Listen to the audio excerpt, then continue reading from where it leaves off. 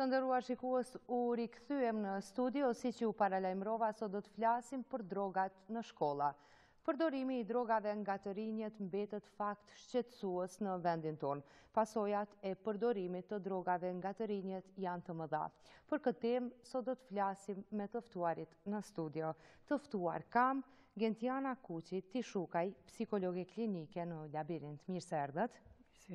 Dhe po ashtu përparim Blakaj, hulumtues. Mirë se erdhët. Mirë se gjithë.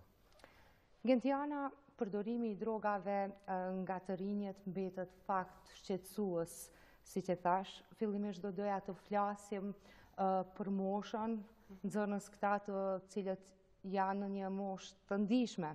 Fillimisht, a mund të na tregosh se çfarë i shtyen këta nxënës deri tek përdorimi i drogave? Po atëherë, nuk qëndron një faktor vetëm i cili mundet me determinu pse njëri mundet me shku drejt përdorimit të drogat, mirë po unë mundohem të cek disa të përgjithshëm. Dëshira për t'i takuar grupit, presioni nga bashkëmoshatarët, traumat të ndryshme që një njeri ose një fëmijë ka pasur në jetën e tij, bindja e gabueshme që përdorimi ka paskoshëm nuk çon në varësi, përdorimi për ngjarje të veçanta, për ditëlindje, për të impresionuar bashkëmoshatarët dhe për të treguar një lloj pavarësie nga prindrit. Mosha mesatare e fillimit të përdorimit ka rënë viteve të fundit, nëse referohemi përdorimit të marijuanës, që është edhe droga më e përdorur të trit, atëherë sipas databazës tonë është diku rreth 16.1 mosha mesatare e fillimit të përdorimit të drogave. Ndërsa përderisa hulumtoja për temën Gentiana, pash që në raste specifike ka edhe nxënës të moshës 12 vjeçare. Po, kemi pas rast në qendrën tonë që rasti me ekstrem ka ardhur edhe mosha 12 vjeçare përdorimi i marijuanës. Sigurisht do doja të cekja edhe pasojat, sa më herët që fillon njëri, domethënë aq më të mëdha janë pasojat, edhe më shumë ka tendencë që në moshën e rritur të krijojë varësi. Në anën tjetër e kemi përparimin i cili me një iniciativë vullnetare ka filluar një hulumtim të identifikimit të përdorimit të drogave në shkolla përparim. A mund të na thuash për qëllimin e realizimit të këtij hulumtimi fillimisht? Po, fillimisht unë kam dashur që ky shqetësim personal, do thotë, i cili kam hasë në shkolla, ku edhe si absolvent i fakultetit të edukimit ose si mësimdhënës jashtëm, e kam pasur shqetësim të madh përdorimin e narkotikëve brenda shkollës. Hulumtimi im ka filluar jo vetëm si shkas i përdorimit vetëm të drogës, mirë po si shkas i përdorimit të alkoolit edhe duhanit, do thotë narkotikëve në përgjithësi. Mirë po kjo, do thotë, nuk kam mujt me qëndru duar kyç edhe kam vendosur që me shfaq si shqetësim pak më të detajum edhe me shfaq para publikut ose para masës gjerë. Kështu që kam vendosur që me hy brenda atyre grupeve ose me kontaktu me njerëz cilët vetë se kanë qenë pjesë të grupeve ose i takojnë ende atyre grupeve në aspektin, do thotë, psikologjik. Kjo ka rrjedhë, do thotë, me marrë informacione të detajume për grupet, me marrë informacione cilat unë jam pasi një njeri i cili ju ndihmoj atyre, do thotë, me rregullu çështjet cilat ose problemet cilat ata i hasin, edhe kjo më ka shtyt me vazhdu hulumtimin, do thotë, deri në fund. Gjatë hulumtimit shqetësimi ka shku veç duke u rrit, fatkeqësisht, për arsye se kam has në njerëz ose kam bisedu me fëmijë të moshave 11 vjeçare ose edhe me fëmijë të moshave 15 vjeçare. Përdorues të drogave këta. Përdorues ose shpërndarës. Do të thotë fazë kjo e cila përfshin nxënës nga klasa e 5 deri në klasën e 9. Nga klasa e 5 të 6 dhe të 7 ka pas nxënës më pak, po thjesht cilët janë shfrytzuar, do thotë, nga më të mëdhenjt, do thotë nga klasa e 8 ose e 9 për shpërndarje ose eventualisht edhe e kanë provu, do thotë, e kanë provu droga të ndryshme, të cilat fatkeqësisht as nuk e kanë ditë se çfarë do me sjellin. Pra këtu kemi të bëjmë pra edhe me mosnjohjen ose mos edukimin e nxënësve ka shi drogave të cilat ata mundin me hasë dhe mundin me i përdor. Edhe kështu që hulumtimi im veç se ka vazhdu me marrë informacione ndryshme, edhe këto informacione thjesht i kam trajtu jo thjesht me i dënu ata fëmijë, me i paraqit ata në polici ose dikun tjetër, po thjesht me i trajtu në një formë tjetër e cila nuk është. E keni adresuar hulumtimin tuaj tek institucionet gjetse të cilat orientimisht do të gjenin zgjidhjet e këtyre rasteve? Po fillimisht me që e kam publiku me njëherë pasi që ka përfundu pas 2 jave hulumtim, e kam publiku dhe më thonë në media, me ngritë shqetësimin kolektiv edhe me pa dhe thotë sa kjo shqetësim mos po has në vesh të shurdhër, ose nuk ka reagime fare ndaj këtij shqetësimi kaq të madh. Kështu që kam vendos njëherë për njëherë me marrë këshilla, me konsultu psikologë të ndryshëm, cilët i kam konsultu edhe para hulumtimit mënyrën për me mësu, dhe thotë mënyrën e qasjes, me që si mësës nuk do thotë që do thotë dim gjithçka rreth nxënësve, nuk do thotë se ne mund t'ju qasemi atyre në mënyrën që për ta është e përshtatshme ose mënyrën që me nxjerr informacione nga ta.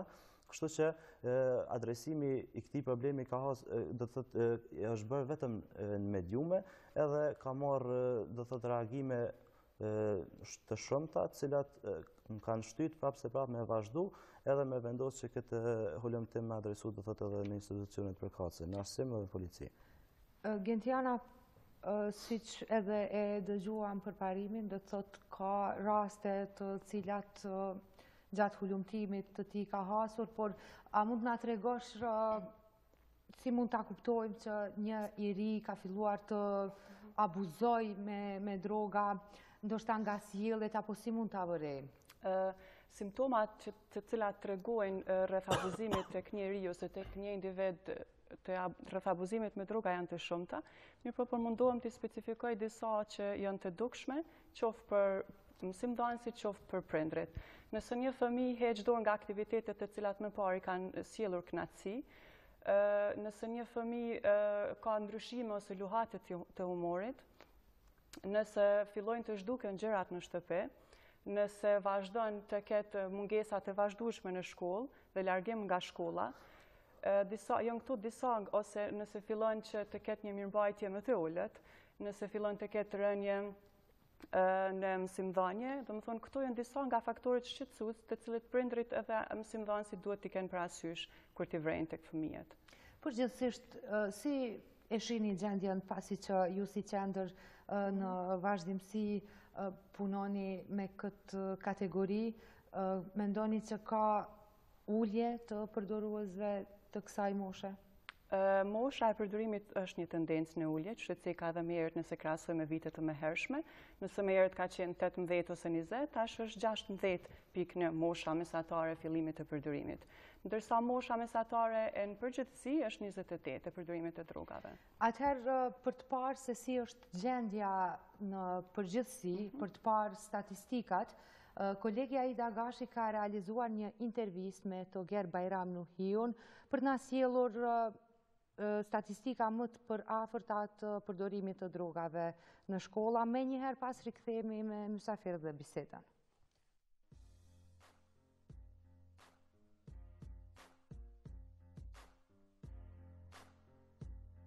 Cila është gjendja përdorimit të drogave tek trinjt?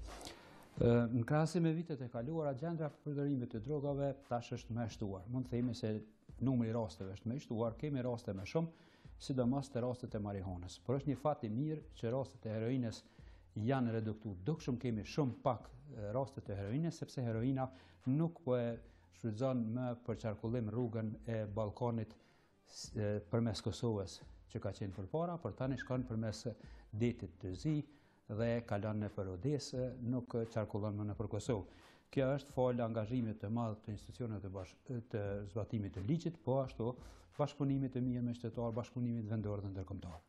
Ndërsa sa i përket marihuanës, themi shtimit të kultivimit të marihuanës në Shqipëri nuk kemi mund të ikim atij, domethënë të ikim asaj problematike as ne. Duhet marrë parasysh konfiguracionin e kufirit Kosovë-Shqipëri, mënyrën e transportit, mënyrat e ndryshme të transportit, dhe mund të themi se kjo ka ndikuar që rastet të shtohen sa më shumë.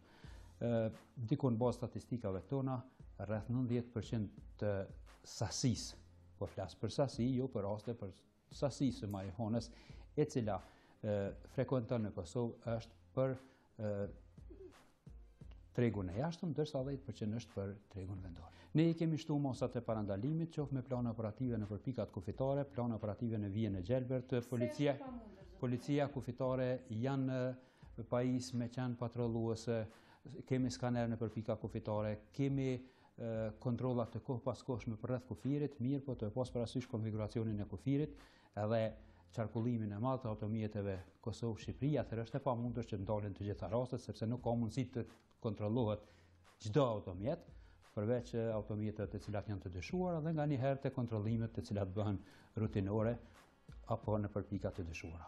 Policia e Kosovës vazhdon me realizimin e aktiviteteve të saj sa i përket parandalimit dhe luftimit të rasteve në shkolla, depërtimit edhe të rasteve tjera, por të substanca narkotike në veçanti, kështu që mund të them se në shkollat, në rastet që i kemi ne nëpër shkolla, në shkollat e mesme në rastet më të shumta. Në shkolla fillore ka pas raste pak, por në shkollat e mesme në rastet më të shumta nëpër qytetet e ndryshme të Kosovës.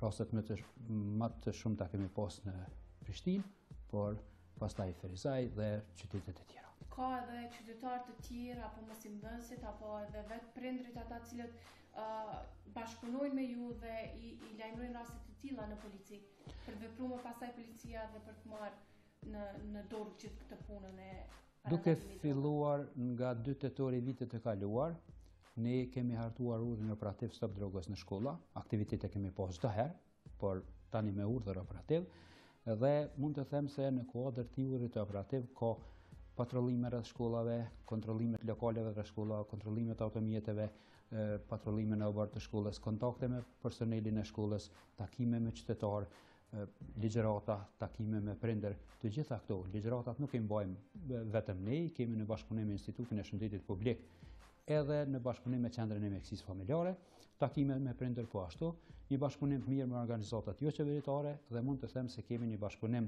mjaft të mirë edhe me prindër dhe niveli i vedisimit të qytetar ka ardhur deri aty sa prindrit e lajmërojnë fëmijën e tyre kur dyshojnë, kanë arritur dyshimi se vërtet ai mund të përdor substanca narkotike.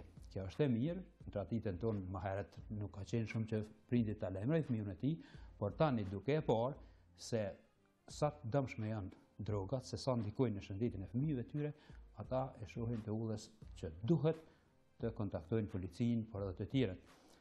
Ne inkurajojmë që të vazhdojnë edhe me tutje edhe më shumë, sepse të lajmërosh rastin në polici është shpëtimi i fëmijëve të tyre.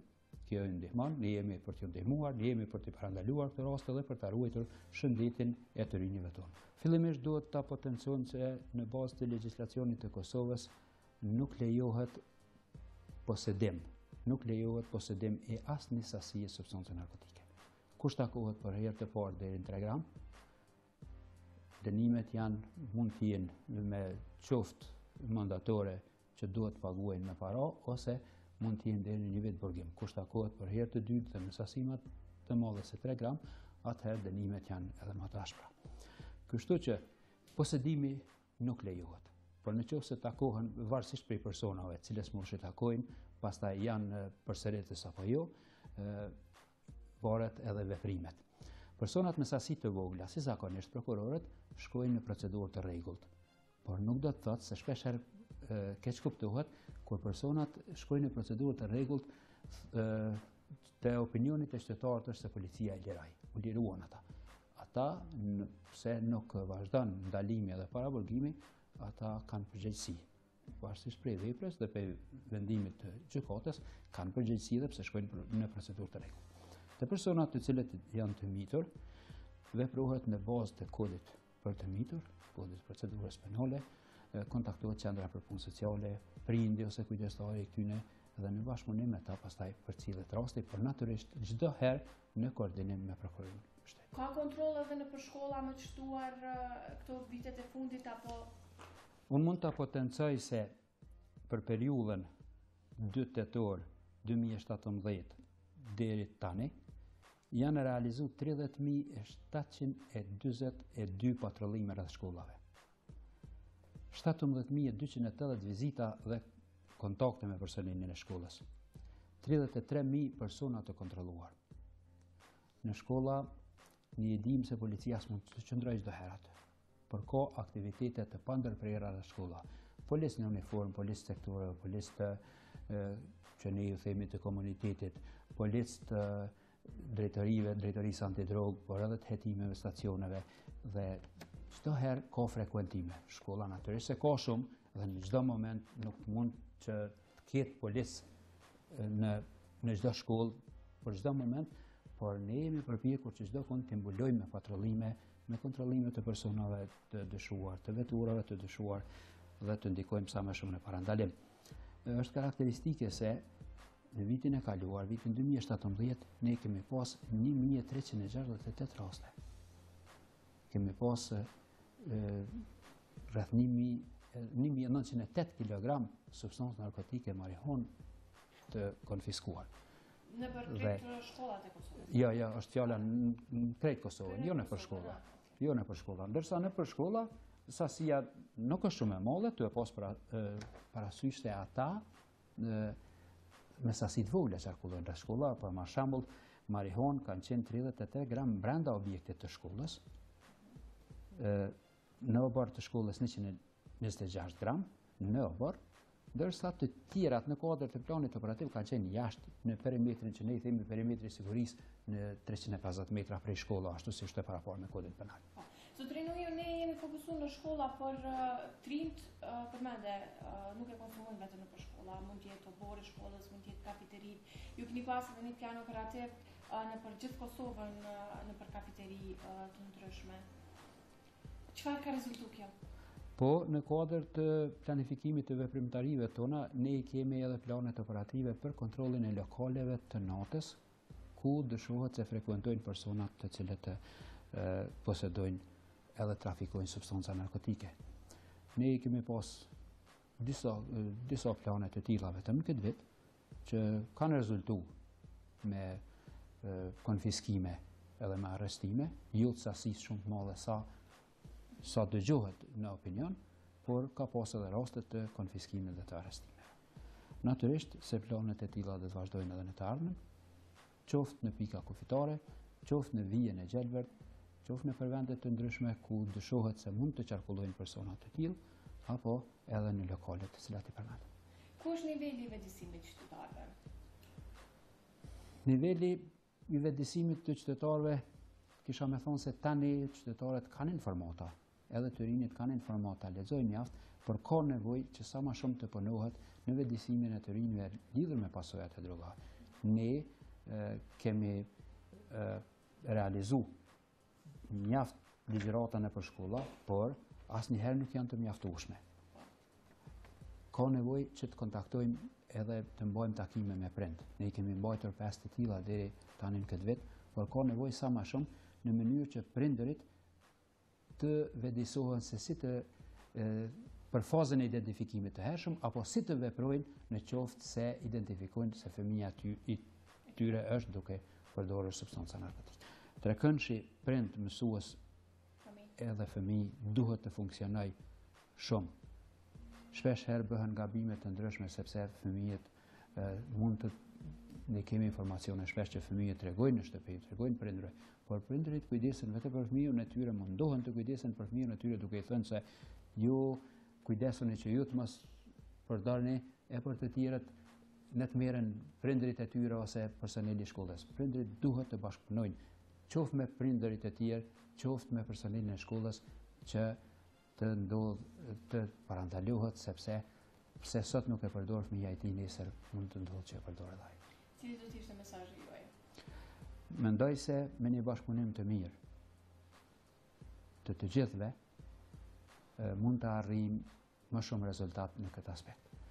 Bashkëpunimi me media është shumë i mirëseardhur, sepse ndikon shumë në informimin e qytetarëve, të prindërve, të rinjve për pasojat të cilat mund të shkaktojnë, por edhe për gjendjen aktuale. Kështu që unë ju falenderoj juve për them ashtu, të them për ndihmën është edhe obligimi secilit që të bashkëpunojmë dhe të ndikojmë në parandalimin e këtyre dukurive. Faleminderit shumë për gjitha këto dhëna. Faleminderit juve. Statistikat e policisë së Kosovës tregojnë që numri i përdoruesve, nxënësve të drogës është rritur viteve të fundit. Atëherë në rast të identifikimit të fëmijës, prindi si duhet të komunikoj me të apo si duhet të reagoj një tjana?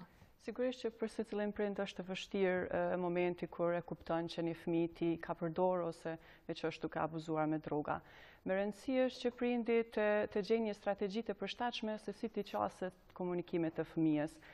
Prindi është ai i cili më së miri e njeh fëmin dhe t'i gjenë metoda të përshtatshme në bazë të asaj se çysh është fëmia, domethënë edhe t'i flas. Asnjëherë prindi nuk duhet të alarmohet, nuk duhet të panikohet dhe nuk duhet të mendojë që vetëm atij është duke i ndodhur më e keqja. Është më rëndësi që të flas me fëmijën, mos të paragjykoj fëmijën, të flas me një ton të butë dhe të qetë dhe të ulet në nivel me fëmijën, gjithmonë duke e kuptuar dhe duke kuptuar shkaqet dhe pasojat çfarë kanë qenë ato që e kanë shtyr një fëmijë të abuzoj ose të përdor droga. Kryesisht në labirint natyrisht ka edhe të moshave të tilla, të cilët ju i trajtoni. A mund të na tregoni, ju tregojnë arsyen pse ata fillojnë të abuzojnë me substanca? Po mundon fëmijët të tregojnë? Ka raste që tregojnë, mirë po ka raste që kuptohet edhe gjatë procesit të punës, gjatë procesit të psikoterapisë, mirë po rastet më të mëdha janë edhe që tregojnë. Flasin kryesisht kjo moshë? Mosha adoleshencës, domethënë ka karakteristikat e saj që janë ma të mbyllur, ma tërhequr, edhe kanë tendencë që ma me problem me ardhë deri te trajtimi. Mirë po sigurisht që me një profesionalizëm edhe me një ekip multidisiplinar në qendrën tonë, e mundohemi me bo ma të mirën që fëmija me folë edhe procesi terapeutik me ecë sa ma mirë. Ju punoni me raste të tilla, me mosha të ndryshme. A mund na tregoni në qendrën tuaj është rritur numri në kuptimin që ju drejtohen, ndoshta prind për të sjellur fëmijët e tyre nëse ka raste të tilla dhe kryesisht rastet që ju i trajtoni, si pasojë e çfarë fillojnë të përdorin substanca narkotike? Mund të them që është rritur numri shumë, sidomos tek rastet e moshave shkollore, tek adoleshentët, është rritur numri i përdorimit të marijuanës, ekstazis dhe kombinimi këtyre dyjave dhe me alkoolin është në tendencë në rritje kohëve të viteve, mund të më thonë edhe vitin e fundit, në bazë të rasteve të cilët vizitojnë qendrën tonë. Rastet vijnë me vetë dëshirë ose të orientuara nga prindrit. Në rastet që vijnë me vetë dëshirë, sigurisht që edhe trajtimi është më i shpejtë dhe më i suksesshëm, mirë po ka raste që prindrive që ka kuptuar që fëmia i tij është duke përdorur substanca narkotike dhe me vetë dëshirë i sjell edhe ai në qendrën tonë. Në anën tjetër, gjatë hulumtimit, ju tha që keni takuar nxënës të moshave të ndryshme, përdorues të drogave. Kishte njohuri për pasojat? Jo, zakonisht me ata cilët kemi bisedu, e kanë quajt veten ose shpërndarës ose pak përdorues të drogave, me qenë se në aspektin civil do thot të intervistimit, atyre nuk i është marrë emri, i kam intervistu do më thonë ose kam bashkëbisedu me ta në aspektin thjesht me qenë ma i shoqërueshëm edhe për me marrë informacione ma detajume. Dhe për të identifikuar shkaqet korrekte. Shkaqet janë faktorë, që i ka shtyr deri tek përdorimi. Po ka faktorë të ndryshëm cilët i kanë shtyt ata, edhe që me vetë dëshirë do thot i kanë cek ata si faktor, ose muzika, ose trendet me qenë antar një grupi ma të izolum, një grupi gang që i kanë qujtë, ose grupi ghetto, me qenë ma i ngritën shoqëni, ose me qenë ma i pranushëm shoqëri, kanë akuzu do thot edhe pjesën e institucione varësimore, do thot shkolla, drejtorit, ose edhe psikologat, faktikisht i kanë akuzu pse nuk ju kanë qast atyre, ose pse nuk i kanë ndihmu ata. Mirë po, këto akuzat nuk kanë qëndru. Nuk dihet, do thot kush janë ata dhe nuk u janë drejtuar ndoshta psikologëve dhe institucioneve përkatëse si mund të ndihmohen.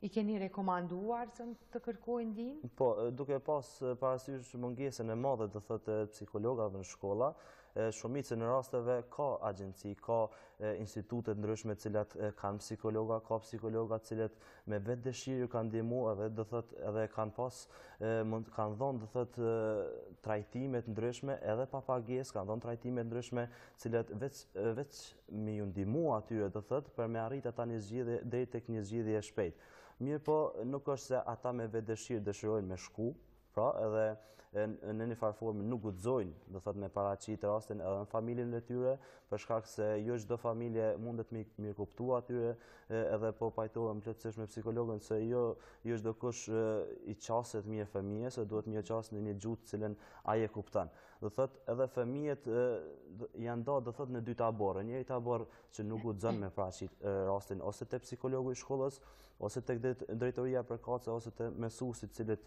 zakonisht fëmijët i besojnë shumë, edhe tabori tjetër i cili me vetë dëshirë vazhdon me qenë ose shpërndarës, ose përdorues, edhe me vetë dëshirë dëshiron me vazhdu me përdor drogën, alkoolin ose edhe duhanin, edhe kështu që nuk dëshiron me dal nga kjo rrugë që ata e konsiderojnë si rrugë të mirë ose që i kanë ngritë shoqëri. Fenomeni i në geto, muzika e ka prekur tashmë këtë moshë dhe është një fenomen i tillë që i nxit këta të rinj? Po, sigurisht, këto fenomene të cilët veç i ceket janë faktorët kryesor kohëve të fundit tek të rinjt që i shtyn ata të përdorin qoftë për herën e parë ose edhe të kalojnë pastaj në varësi dhe në abuzim. Domethënë të ricekje edhe një herë, presioni bashkëmoshatarëve, muzika, promovimi ndryshëm edhe mos informimi drejt për pasojat dhe dëmët që mundit me sjellë përdorimi i drogave. Kur po flasim gjithmonë tek mosha e ndihshme, a mund të na tregoni më konkret cili është roli i psikologut? Në disa shkolla kemi psikolog, në disa shkolla kemi mungesë të psikologëve, por në konkret cili mund të jetë roli i psikologut tek këta të rinj të cilët janë përdorues të drogave të ndryshme? Qysh e cekë mungesa e psikologëve në shkollë, sigurisht që i ka dhe pasojat e veta negative, saj duke u nisur në shumë problematika tjera, gjithashtu edhe tek parandalimi dhe trajtimi i përdoruesve të drogave. Roli psikologut qoftë në shkollë ose në gjitha institucionet sigurisht që është i pashmangshëm, mirë po nëse referohemi shkollës, atëherë është psikologu ai që me anë të plan programit, të parandalimit, besoj që duhet të identifikoj dhe arrin të identifikoj ato target grupet cilat veç janë duke abuzu ose veç kanë fillu përdorimin e drogës. Të flasim pak më shumë për të gjeturat të këtij hulumtimi, përpos atyre të rinjeve që keni takuar dhe shumica prej tyre kanë thënë që është trendi i tillë, apo jo, çfarë kanë thënë të rinjë tjerë të cilët i keni takuar? Të rinjë tjerë, zakonisht këta të rinjë cilët bëjnë pjesë ose thjesht me vetë dëshirë po pranojnë që janë pjesë e këtyre grupeve, kanë thënë se këto grupe janë organizuar vetë, në shumicën e rasteve, po disa të tjerë e kanë pohuar se janë organizuar me ndihmën e nxënësve më të rritur, që ose i kanë familjar, ose thjesht kanë rënë në kontakt gjatë aktiviteteve ndryshme të cilat organizohen nëpër shkolla. Kjo i ka shtyt ata do thotë qëndrimi me njerëz më të rritur, me adoleshentë shkollave të mesme, i ka bërë ata që kushtimisht po quhen me urrit para kohe, edhe me qenë do thotë prezent në ato grupe të cilat ata ose i kanë kriju ose janë yshtur ose shtytur për me u kriju.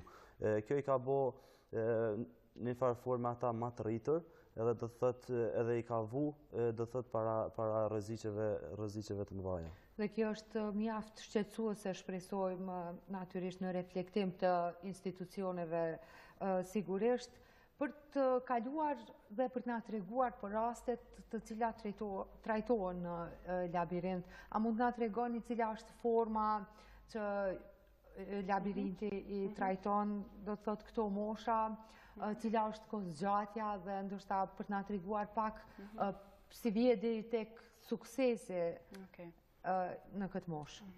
Në qendrën tonë kuadër të sektorit të trajtimit, ne jemi si ekip multidisciplinar, do më thonë jam psikologu, psikiatri dhe mjeku i përgjithshëm.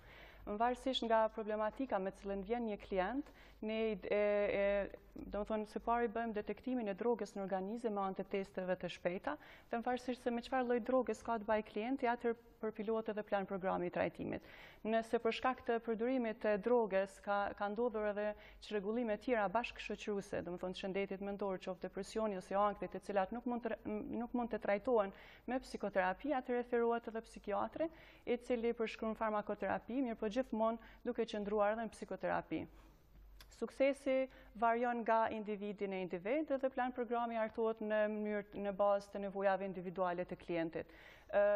Varësisht se në çfarë shkolle ka variuar domethënë varësia dhe a ka ardhur në fillim mes apo ka ardhur atëherë kur është bërë edhe vonë, as gjatë edhe procesi i trajtimit. Tu varet edhe vullneti i një adoleshenti, ndoshta për ta të i kaluar këtë fazë? Sigurisht që vullneti i adoleshentit ose i një personi edhe në moshë me të rritur, ose secili që vjen për të kërkuar trajtim, ka rolin e vet kyç në trajtim. Flasim për nxënësit e shkollave dhe siç e pam edhe në intervistën Ceku pashtu edhe Togeri që roli arsimtar ose profesor prind është shumë pozitiv në këtë pikë. Është një komunikim pozitiv i prindit me fëmijën dhe në anën tjetër roli i mësimdhënësit për të ndikuar pozitivisht që mos të vije deri tek përdorimi i drogave. Ndoshta këshillat në shtëpi, këshillat në shkollë, mendoni që ka dhe plan program të mirë sa i përket vëdësimit të fëmijëve? Atëherë një rrjedh vicioz prind dhe arsimtar sigurisht që është i pashmangshëm qoftë në parandalim, qoftë në trajtim ose edhe në identifikim të hershëm të fëmijëve të cilët veç kanë disa sjellje të cilat mund të aludojnë me përdorim të drogës. Sigurisht që prindrit duhet të kenë qasjen e përshtatshme ndaj fëmijëve, të sillen me një mënyrë që fëmija atyre mos të ketë frikë nga prindi dhe të shef shtëpinë e tij si një vend i sigurt ku mund të tregojë gjitha hallet dhe problematika që ai mund t'i hasë në rrethin social. Pastaj rol të veçantë luajnë edhe arsimtarët, gjithmonë duke fuqizuar sjelljet pozitive të fëmijëve dhe në momentin që shohin disa sjellje qoftë agresive ose të papërshtatshme ose ikje nga ora, atëherë duhet të adresohet qoftë prindi, qoftë psikologu shkollës dhe këta së bashku me një rreth vicioz të marrin një hap rreth parandalimit ose edhe të trajtimit të atij fëmije. Gjatë këtij hulumtimi të cilin e keni realizuar, keni takuar nxënës të moshave të ndryshme, apo jo? Po natyrisht, nxënësit, siç e ceka edhe më parë, kanë qenë nga klasa e 5 deri në klasën e 9, cilat i kam takuar dhe në një formë i kam intervistuar ose bashkëbiseduar me ta. Mirë, po gjithmonë ka qenë në aspektin psikologjik se ata më këshillu edhe me marr paksa informacione se nga rrjedhin ose cilat janë faktorë cilat i kanë ndikuar se i kanë shtyt me marr ato vendime negative. Kështu që numri ka variuar nga 30-40 ose mbi 40 të intervistuar, cilët janë intervistuar domethënë veç me iniciale, sepse nuk më ka interesuar do thotë emri mbi emrin e tyre, edhe kanë hezituar me bashkëbisedu nëse veç ju marrin informacionet. Do thotë ajo çka ka qenë për mua e mirë ka qenë sensibilizimi edhe me arrit do thotë në një përfundim se nxënësit po konsumojnë, nxënësit po e shpërndajnë drogën, edhe me arrit deri tek një zgjidhje do thotë me një hershme, edhe ta parandalojmë do thotë këtë dukuri negative. Dhe shpresojmë që pra po them të ketë reagim të institucioneve në këtë rast ndoshta të policisë Kosovës, për të kaluar më tutje për të na treguar nëse identifikohen rastet më herët është më mirë dhe cilat janë pasojat që i përcjellin këta të rinj në përdorimin e hershëm të drogave. Identifikimi sa më i hershëm të përdorimi i drogave të fëmijëve ka rëndësi të veçantë qoftë në parandalim, qoftë në trajtim.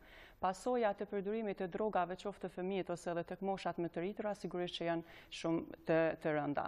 Nëse referohemi moshave shkollore, pasojat nëse një fëmijë në moshë fillon të përdor drogën në moshën 18 vjeçare, truri i tij është në proces në zhvillim dhe sigurisht abuzimi me droga ngadalson procesin dhe mund të lë pasojë afatgjata në të mësuar, në kujtesën afatshkurtër dhe në kujtesën afatgjatë. Pasojë tjetër mund të jetë domethënë probleme të shëndetit mendor, nëse një Nëse një fëmijë abuzon me droga, ka tendencë që të paraqet probleme të shëndetit mendor, domethënë të ketë depresion dhe të ketë ankth.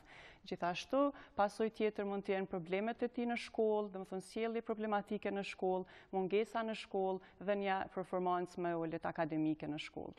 Dhe identifikimi i hershëm i përdorimit të drogave tek nxënësit ose fëmijët është edhe më lehtë trajtimi ndoshta? Sigurisht, identifikimi i hershëm është çelësi i një trajtimi të suksesshëm. Atëherë, prej hulumtimit që keni bërë, mendoni që do duhej më shumë fushata sensibilizuese, do duhej më shumë reagim të institucioneve, apo? Natyrisht, fushata sensibilizuese, siç e ceka, nuk është se ka mungu. Policia e Kosovës e ka kryer detyrën e vet me fushatën sensibilizuese, edhe institutet, edhe do thot Ministria e Arsimit, mirë po kjo nuk ka mjaftuar që me u eduku do thot fëmijët ka shik këtyre problemeve. Kështu që fushata duhet me vazhdu, gjithsesi duhet me eduku edhe prindërit se si me qas fëmijëve të tyre, edhe me parandalu do thot tërësisht. Vetëm një fëmijë me qenë në një shkollë të Prishtinës infektuar, do thot me këso mendimesh që droga thjesht është diçka që ofron kënaqësi, atëherë jo vetëm policia, po dhe prindërit duhet me marrë, duhet me këshillu fëmijët e tyre me qëndru sa më larg këtyre dukurive, edhe mësuesit cilët kanë do thot pushtet mbi fëmijët edhe i edukojnë, i arsimojnë ata, duhet me shfrytzu do thot pozitën e tyre për me i sensibilizu kashik këtyre problemeve. Dhe një mesazh për fund nga ju, nga ana psikologjike, Gentiana? Mesazhi im do të ishte që i referohemi prindërve të kenë një sjellje sa më të përshtatshme duke u bazuar moshës së fëmijës, të kenë një qasje duke u ulur në nivelin e fëmijës, të kenë një rol aktiv në jetën e fëmijës dhe të kenë një bashkëpunim me shkollat dhe të identifikojnë sa më herët secilën sjellje që prindi identifikon që nuk ka qenë më herët prezente në jetën e fëmijës. Unë ju falenderoj shumë që ishit në Imazh sot dhe biseduam bashkë për këtë temë. Faleminderit edhe juve për pjesën. Dhe ne shpresojmë për sa më pak raste të abuzimit me droga nga fëmijët, natyrisht kujdesi i prindve dhe reagimi i institucioneve në kohë nëse është e duhur. Faleminderit të nderuar shikues edhe nga ju për vëmendjen tuaj, vazhdoni të qëndroni me RTK.